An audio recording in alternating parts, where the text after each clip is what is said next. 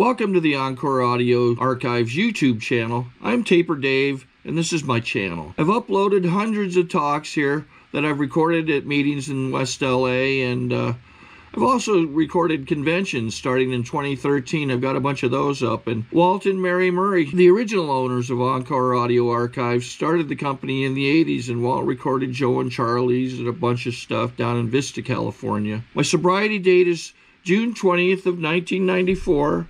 I hope you find something you like, so please like and subscribe to my channel and comment down below.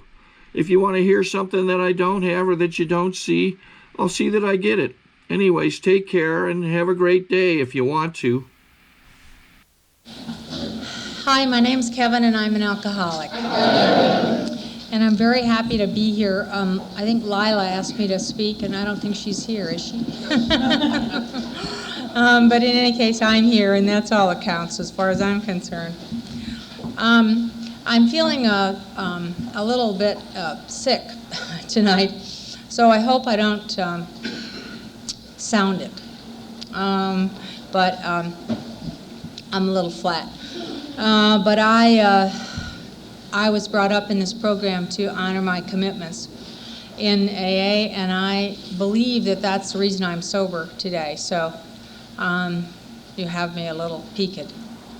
I've been sober a while, but I have been in a lot of different cities. My life has sort of taken me, since I got sober, to different cities on and off, and so I don't have a kind of, I don't know everybody in AA in Los Angeles, and people have come and gone as I've, come and gone myself. People have come and gone from the program. Luckily, I've just been coming and going, but I've been staying in AA the whole time. So I don't know that there's a single familiar face in here tonight, which is interesting for me, but I feel very much at home because this is AA. I am what they call a primary alcoholic. I was born on the other side of the line. I never had a social drink. First time I ever had a drink, I was 17 years old, and I got drunk, and I had a drastic personality change, and I was in a total blackout. And it just went downhill from there. And so, from the time I was 17, I was looking for a way not to drink alcohol, because every time I drank it, it was a disaster. And it also made me really, really sick. I basically became a periodic, because there was no way in the world I could do it every day. I got too drunk, I got too crazy, I got too sick. And so that was good. I mean, at least I was able to put, my life together periodically. And I put it together enough to, get through college and get a job and have children. But there were these horrible episodes in between. And because I was always looking for a way not to do it again, I did a lot of things before I found AA. I had a terrible experience in college drinking, and my college roommate's brother happened to be at a party where I was the entertainment. and I, of course, had no memory of it, and he called us. He was in a nearby town where I was at that night at this party, and he called my roommate the following day and told her to move out of our room, that she should not be associated with me, that it would not be good for her reputation, for people to know that she was my friend. And so I went down to the Catholic Church in the village where I went to college and took the pledge. Now, I was only about 19. And the reason I knew to do that is because that's what my father did regularly when he would get in deep trouble with my mother for drinking. He would take the pledge. And so I knew that that was what you did when you got in trouble for drinking. And It didn't work for me any better than it ever worked for him, but it later, you know, when we all come to in here and thinking back over it, clearly I knew that I was a problem drinker, although I didn't identify myself as such. I don't know what the hell I thought was the matter with me, but in any case, that was at 19. By the time I was 22, my best idea about how not to really get killed in the city of New York, where I was then working, was to get married. So I married a man who didn't drink. I basically married my jailer. It worked. It did keep my alcoholism under some kind of control, but that's not a very good reason to get married. And so the marriage was ghastly. We had a child, and the marriage just went from bad to worse, of course, because I was just using him really to protect me from myself. And I finally got a divorce. He was pretty crazy too. You don't have to be an alcoholic to be crazy, I can tell you that. And actually, then I really knew how well the marriage had worked, because by that time my disease had progressed significantly, and I was really in trouble. I mean, there was nobody standing between me and it. And along the way, I had tried other things. I had, right about the time that I got, well, while I was married, I was in psychoanalysis. I think a lot of us have tried that. And that wasn't a bad thing, and it really did, because I was a periodic, there were long periods of time where I was more or less lucid, and I actually got something out of it, and I learned a lot about myself in it, so I don't trash it at all. I don't think I'd be here if I hadn't done that. But it was useless to deal with my alcoholism. Then I became the disciple of a Sikh master. And the reason I was attracted to this was because his disciples did not drink. They didn't do anything else either, but they didn't drink. And I mean, that's, you know, there's like a pattern taking shape here, right? You know, I marry men who don't drink. I join religions where, you know, people don't drink. I mean, I was really doing my best until I got here to try and get my life together. I also thought other women's husbands might be the answer too. I went through a period where that seemed to be working for me. But ultimately what happened was, after I got the divorce, and I had to drive myself. See, that's really key, I think, for women, certainly of my generation. I always had somebody to drive me home. But after I got divorced and I was living by myself with my child, I was behind the wheel. And I was a kamikaze drunk. When I would get drunk, I would get in the car. I mean, what else would you do when you're dead drunk and in a blackout, right? And so I had a lot of accidents. And the best accident I ever had landed me in the Venice jail. And I want to tell you, for the daughter of a Supreme Court judge, to be standing on one side of the bars, right, at 2 o'clock in the morning, and they open this door, right, and it swings back, right, and there in front of me is the drunk tank with quite a motley crew, I might add. No women. And they escorted me in. It got my attention. It got my attention. There was something about being in the drunk tank that kind of clicked. Like maybe you're a drunk. You know, if you're in the drunk tank, it's a good bet that you're a drunk. How about that for a solution? And it took me a little while after that, because I thought, well, actually my solution right after that was to kill myself. Luckily, I was not successful, but I did spend a fair amount of time on the flight deck at UCLA, and kind of, you know, came down slowly. But shortly thereafter, shortly after the experience of being in the drunk tank with the other drunks, it occurred to me that maybe AA was the place where I belonged. And I have to tell you, nothing ever occurs to me. I am always told everything that's been useful to me in my whole life, someone has told me. I never have those kind of ideas on my own. I still don't. I have to keep coming to AA every day to hear from you what it is I should do.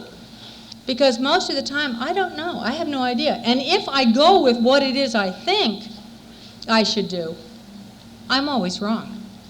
So the way I went to AA was, first of all, you have to remember I had like one piece of the information. Drunk in the drunk tank. Maybe you're a drunk. Hold on to that, right?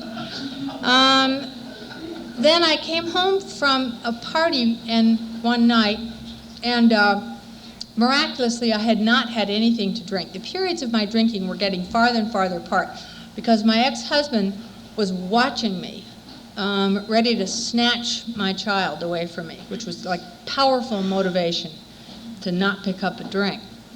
So I was sober, and I came home and I turned on the TV set. And there was this woman on television, and she said, and she was, you know, and she said, if you need a drink, stay tuned.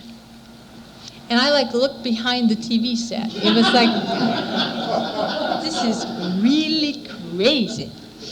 Now, nowadays, that's not so crazy. You know, you see this on TV all the time. But let me tell you, in 1970, this was the first time that anyone had come on television to talk about alcoholism. The woman was Mercedes McCambridge, who was a celebrity and actress years ago. And she talked about alcoholism, and she said the magic word. She said the word powerless. She said, you know, alcoholics spend a whole lot of time like figuring out, well, like that list that we read, you know, I don't drink in the morning, da-da-da-da-da, da-da-da-da, I only have 2, I only have 3, I only drink beer, blah, blah, blah. But the thing that we have in common is that we are all powerless over alcohol.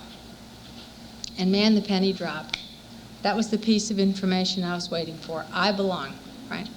I don't think I'd ever heard the word powerless in my entire life, or if I had no recollection of ever hearing it. It was the most amazing concept for me.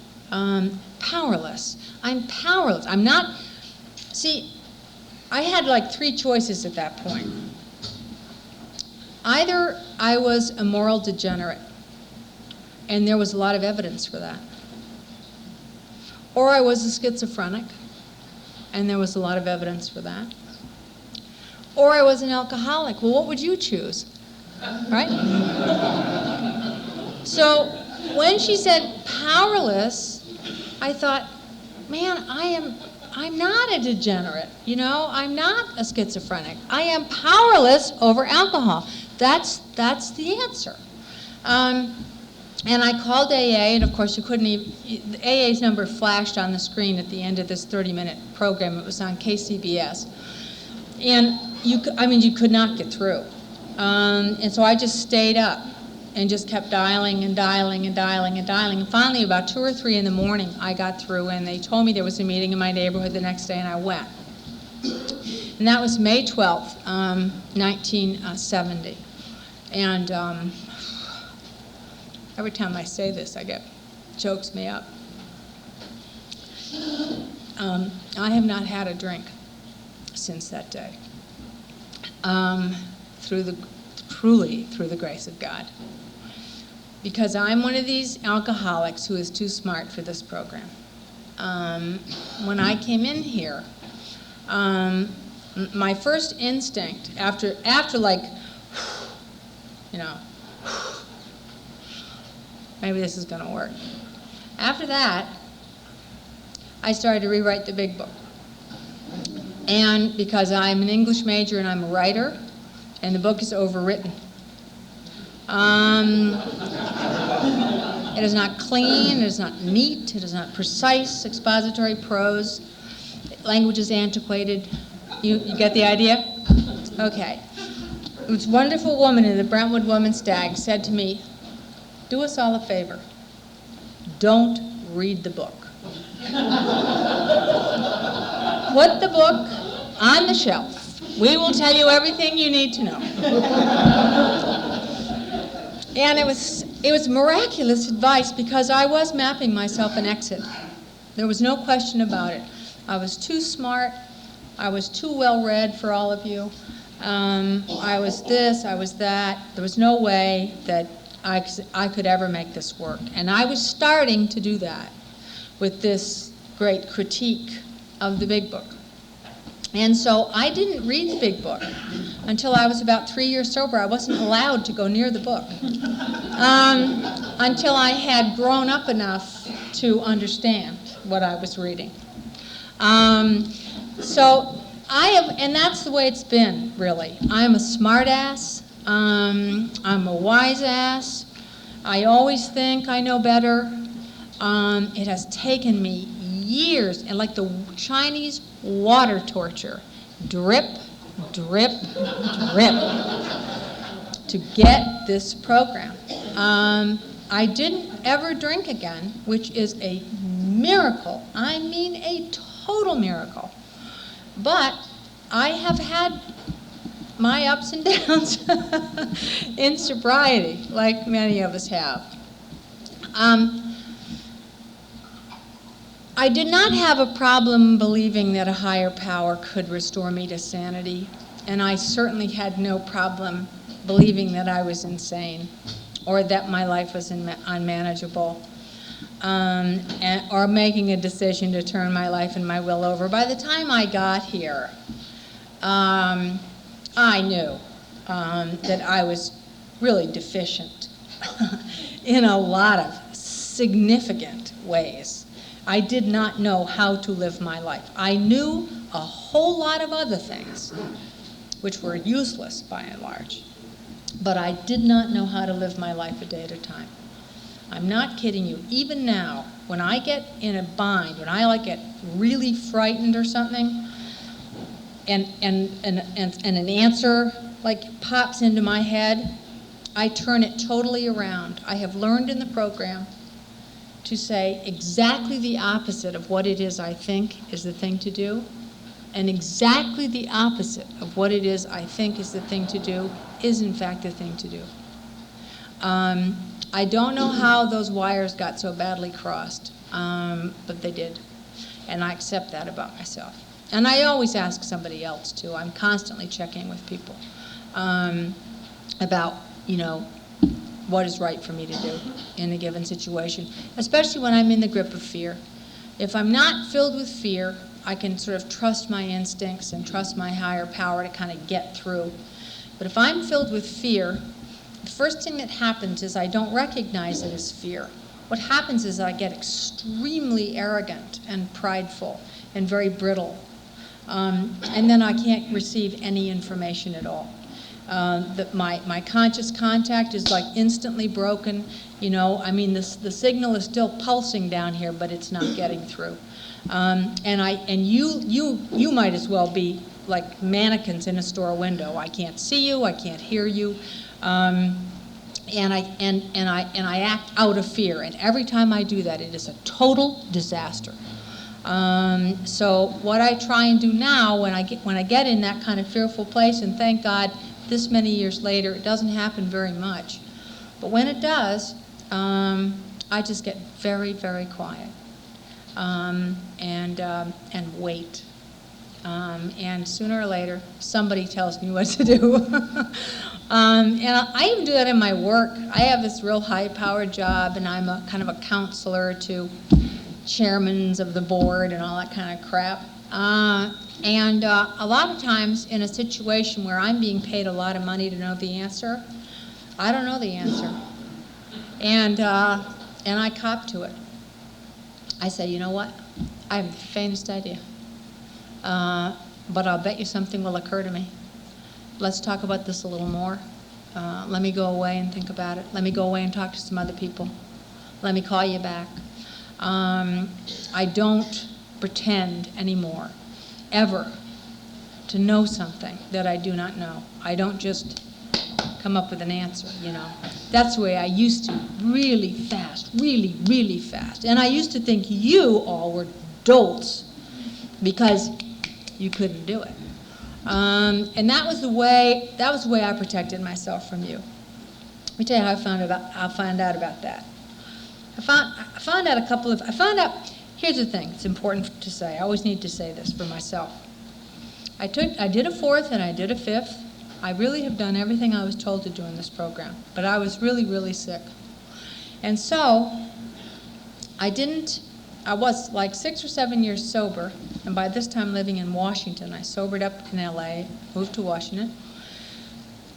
Before I realized what my true character defects were, and the reason that I had not been able to see them in the 4th and 5th step that I wrote was because my defects were my character. There was no difference between my character and my defects. And so, the way I was introduced to my 2 major character defects was that I quit smoking.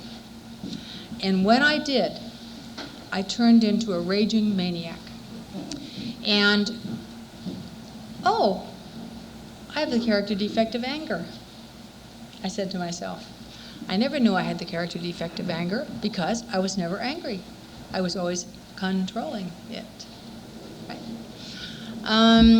I was very cool. I never lost my temper. I could cope with anything. All I did was light up. I'd been doing that since I was 14. Without that last drug, I was face to face with myself. And it was not a pretty picture. It was a real scary thing. The rage that came up in me was really, really scary. And I don't know what I would have done had I not been in the program. I think I probably would have killed myself, or someone else. By this time, I was not suicidal, I was homicidal. So there was my character defect out there for everybody to see. Because I just screamed and yelled all the time at everybody about everything. I had no control. I was totally powerless over this rage. It would just well up in me like this. One day, I was in the drugstore. By this time, I had remarried, and I had a little girl, and she was about 3 years old. The sweetest, most adorable child in the whole world. Still is, at the age of 21, thank God. But at this point, I started screaming at her in this drugstore. Now, she probably had done something horrible, like asked me if she could have a pack of gum. I mean, that's all it took, you know. And I started yelling at her about how she was always asking for stuff. You can hear it, right? And it starts going and going and going, and I'm totally out of control. And I watched the druggist out of the corner of my eye, moving like this, right? He's going for his telephone, and I am going to the booby hatch, 7 years clean and sober. I mean, instantly I got that. But I couldn't stop screaming. I literally could not stop myself from raging at this innocent, adorable child. And it came into my head, absolute God shot, ask for help. So I got down on my knees in the drugstore, and I humbly asked that God remove this rage from me. And it was gone. And it's never come back. I mean, I get angry like a normal human being.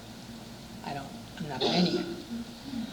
And now, it was pretty embarrassing, but it was better for me to embarrass myself by dropping to my knees in the middle of this drugstore. This poor druggist was like, okay. But I knew that I was going to be hospitalized, and that's what should have happened to me. Luckily, there was another answer, and it came to me because my higher power sent me the answer, and I did what I was told. Then there was that one, and then once I dealt with that, I came across another character defect. which was my character. And the way I saw this was, I decided when we were coming back to Los Angeles now from Washington that I would get an MBA. And the reason I wanted to get an MBA was because, of course, I wanted to be rich and powerful. Very spiritual, right? And so people would say, what are you going to do when you go back to Los Angeles? I said, I'm going to get an MBA. Oh, they'd say, that's good. So the application came. Now, I hadn't been in school. I graduated from college in 1959. This was like 1978. And I had not seen a computer form for an application. And when I went to college, there were words and long lines, and you like wrote on the lines with a pencil, like longhand. The computer form made absolutely no sense to me. Just a mass of boxes, right, with little abbreviations and stuff. I had no idea what the hell they were even asking me. And I started to look at this form, and I burst into tears.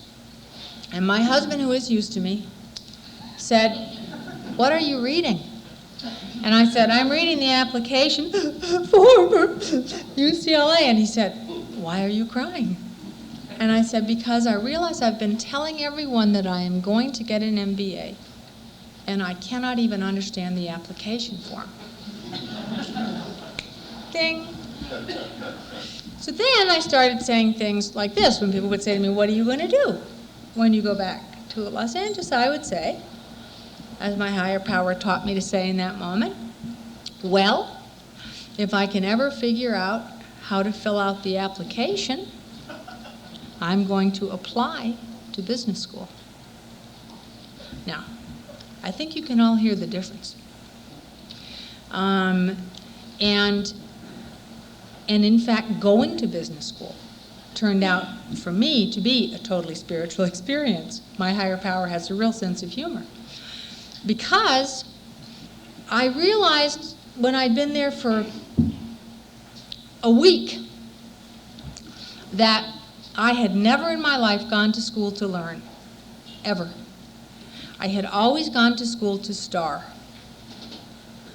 I had been a star, and if I was ever presented with subject matter or things that were going to be difficult for me, I just wouldn't do them. And I would do the things that I did know how to do so well that I would get away with it. And so here was this word person, I told you before, I'm an English major and a writer, facing calculus. And it was the most terrifying thing I have ever done in my life. And my husband would say to me, as I sobbed my way through the first semester of business school, why are you doing this? Right? You don't need to do this. Why are you putting yourself through this? I did not have an answer for him. The only thing I did know for absolute sure was that I could not quit. I didn't even know why I could not quit. I just knew that I could not quit. And so in order to get through, I had to ask everybody for help. I had to say, I don't know how to do this. Would you explain it to me? They would explain it to me, and I would have to say to them, I don't understand a word you have said. Would you try again, please? Okay. I cried constantly. Now, I was 40 years old. Most of these people were in their 20s. They didn't know what the hell to do with me. And so they decided to take care of me. And so they helped me. And the other thing that drove me crazy was having to sign up for classes because, again, it was all this computer stuff. They give you these forms. I still don't know how the hell you fill them out. And I'd walk up to the line, and they'd say, before I could start to cry, right, somebody would say, Kevin, we're going to do this for you. Sit down here and tell me what it is you want to take. What is it you want to take? I'm going to fill out the form for you. Just sign right here, right? Because, nobody could tolerate it anymore. It was so painful for everybody because I was like sobbing my way up through this. But it was just a phenomenal experience for me. It was probably the best experience I have ever had in my life because what happened was that I became, for the very first time, and I had read it so often in the book, but finally it was mine, I became a student among students. And that really let me become, you know, a person among persons. And I was like totally like integrated to the human race as a result of that experience. And my arrogance just dropped away. And with it, that big wall, you know, that big wall that so many of us live behind. I had lived behind it for so long, I thought it was my skin. You know, I didn't know it was a wall.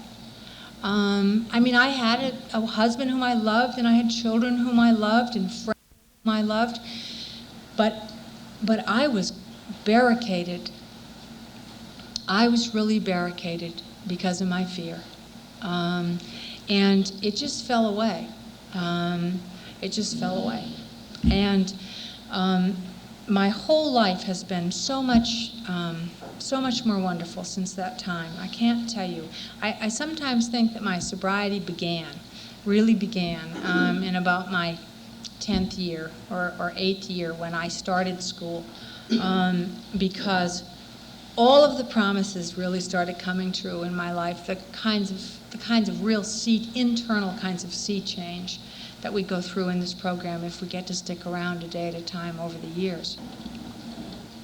Incredible thing that has happened to me since that time, and I'll just wrap it up quickly, is when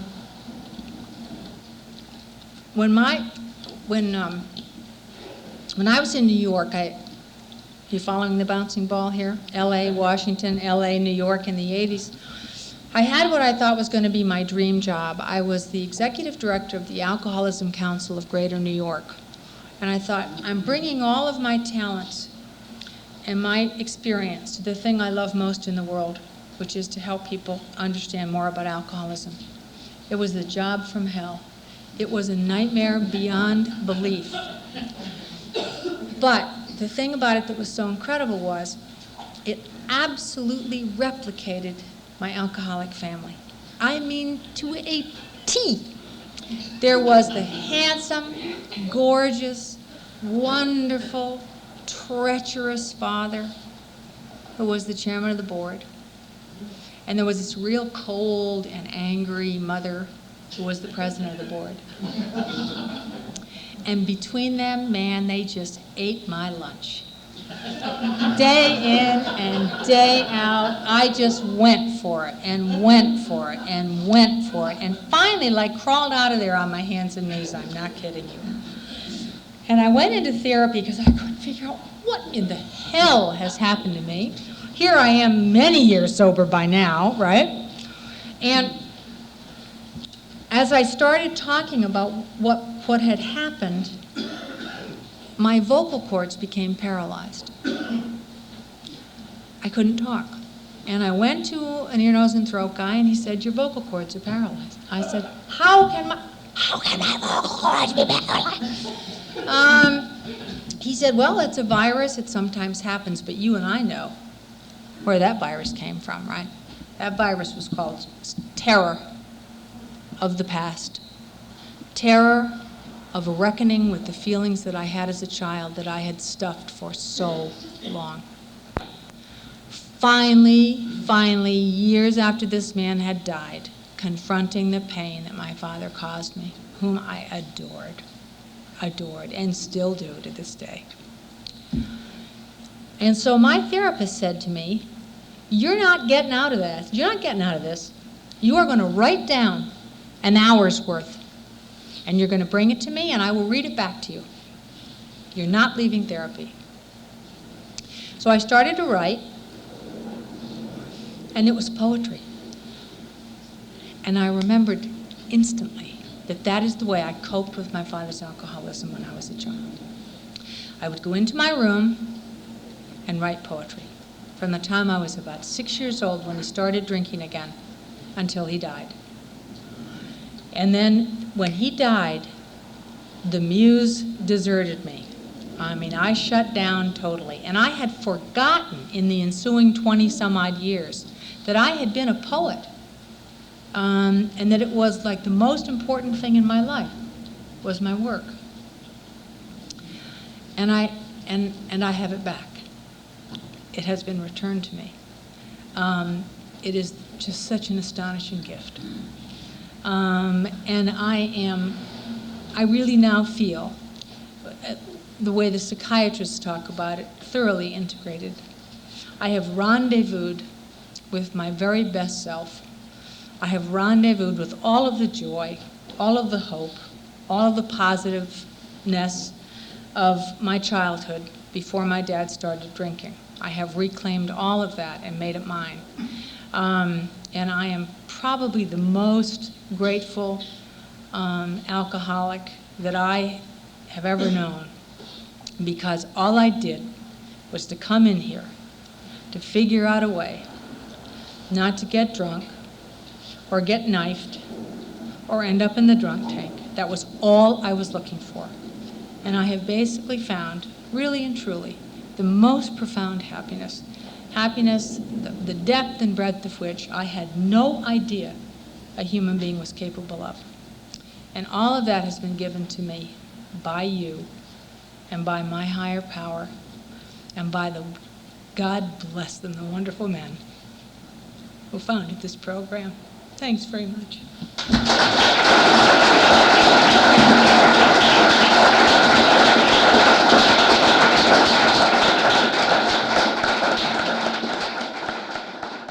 Taper Dave here. Just wanted to take a second to ask you to like and subscribe to my channel. Let me know if you like what you're listening. I've got some very good talks here, and this one's a great one. Just curious, do you think this is better than Zoom? Tell me what you think.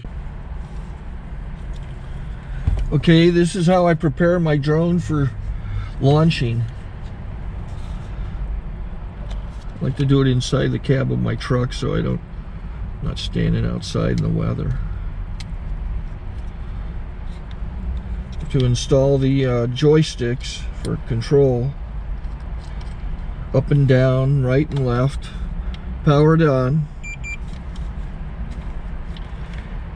I have an Android phone that I use to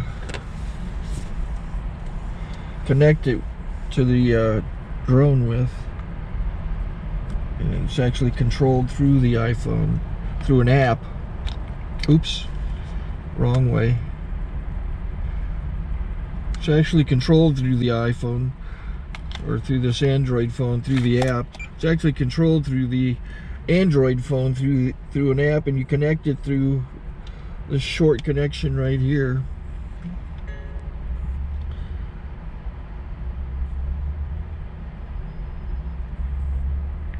Remote control connected.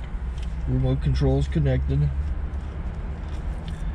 So I pull out the drone. I have to extend the legs, long legs extended first, then the short legs.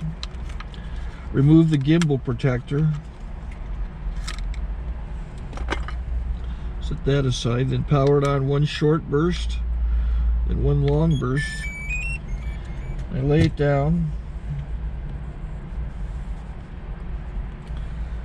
So I have to go to calibrate. So the drone's not connected yet. It shows you here as this drone gets disconnected, even though the remote's powered on. So the drone has to establish it's connected. So I go into the app to calibration mode. First I'll calibrate the remote controller. Start calibration. Out, in, oop, out, in, up, down. And then this little wheel is to control the gimbal. So it's calibrated. Go to gimbal calibration, start calibration, and then it calibrates the gimbal. I don't know if that shows up. The gimbal's moving all over the place. Changes, you can see it on the video. And I'm calibrated to take off. It's acquired 7 satellites at the moment. There are 26 satellites up in the sky, which it has to acquire before you can take off. So it's connected. It's got enough satellites. This is white. I can go to press this little arrow button, swipe right to take off, and it would start the motors if I slid this to the right, but I'll wait till I get outside. Don't want to do it inside.